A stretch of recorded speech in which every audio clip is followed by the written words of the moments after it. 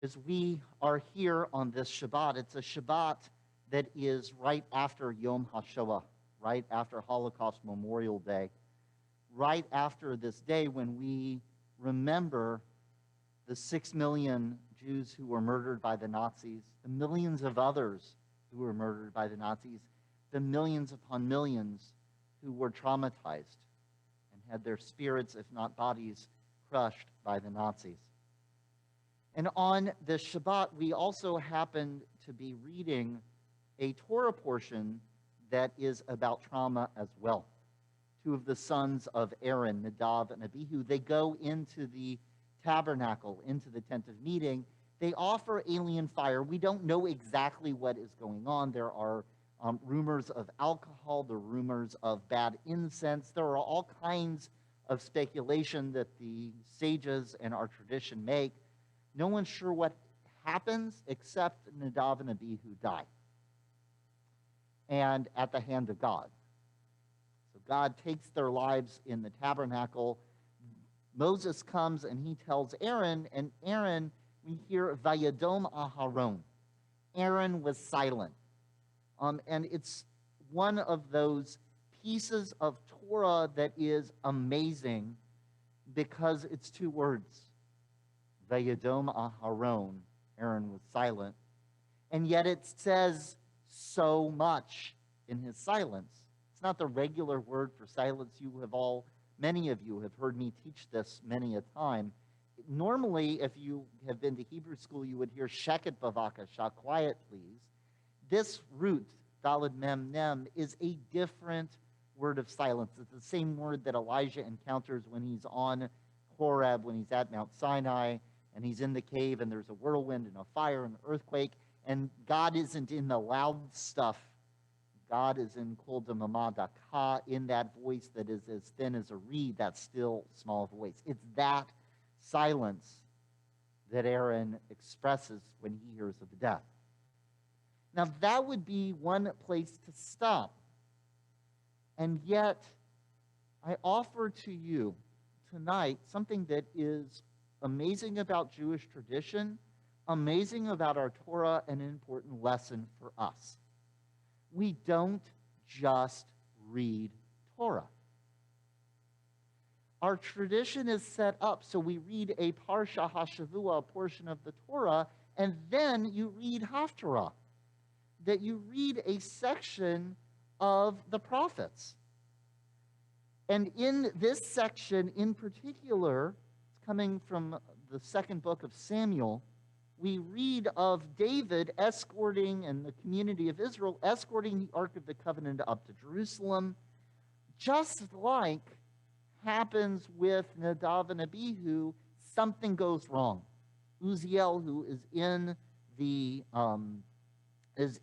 procession, he touches the ark by accident, and he dies in that place. Just like Nadav and Abihu, something is transgressed, something goes wrong, and Uziel dies, and David steers the Ark of the Covenant into another place where it rests for 3 months.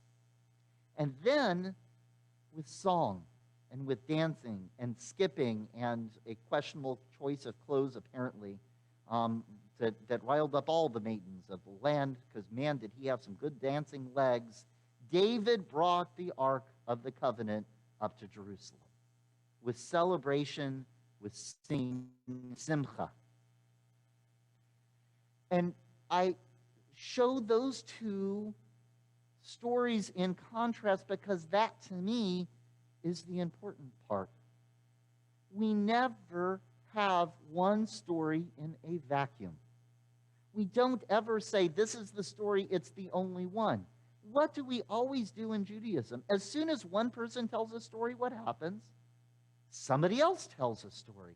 Our tradition even has us do it. It says, don't just read the story of Aaron and Nadav and Abihu and Aaron's silence. Let's turn, and we're immediately going to read David responding to the death of Uziel. And it is in this that one story follows another, because I think there is something important and valuable that we need to bring to life. That we don't exist in a vacuum.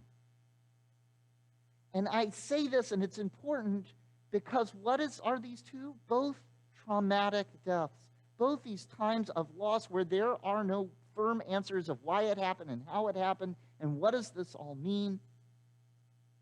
And in those moments, just like our stories, we have to remember that we don't exist in a vacuum.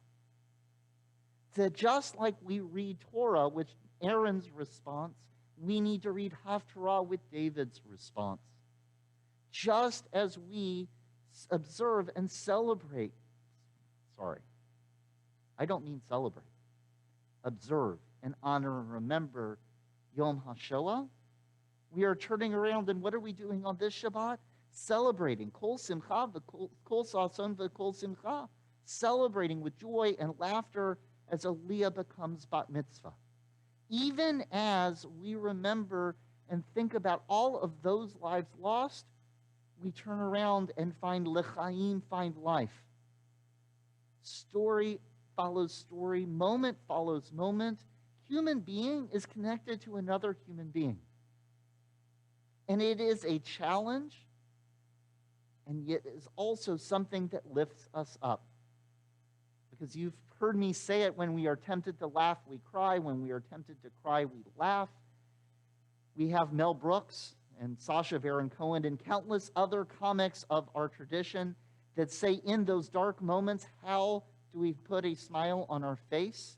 And in those moments where it just seems absurd, how do we ground ourselves in powerful moments in our lives? When we are like Aaron, we can take moments of silence. But even in those moments of silence, can we look out and see other people that are responding like David? Or when we, in those moments where someone we love has died, and our way of acknowledging them and feeling them is singing their favorite song at the top of our lungs while we dance around the kitchen, even as we do that, can we appreciate somebody else who needs to honor with silence? It is a challenge. It is also ruach and koach, spirit and strength.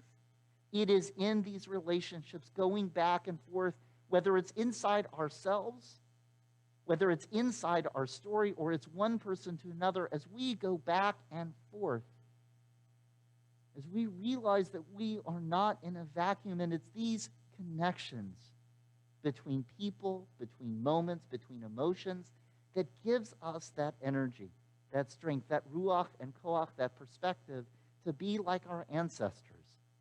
Because that is the way that we are going to get out of Egypt, out of our Mitzrayim, out of our stuck and narrow places. That is what is going to open up the Sea of Reeds for us, so we can find our way to Mount Sinai. This week, we stopped to remember those who died in the Shoah, those who were hurt, who were injured, who were broken by that trauma. And now on this Shabbat, we get ready to celebrate.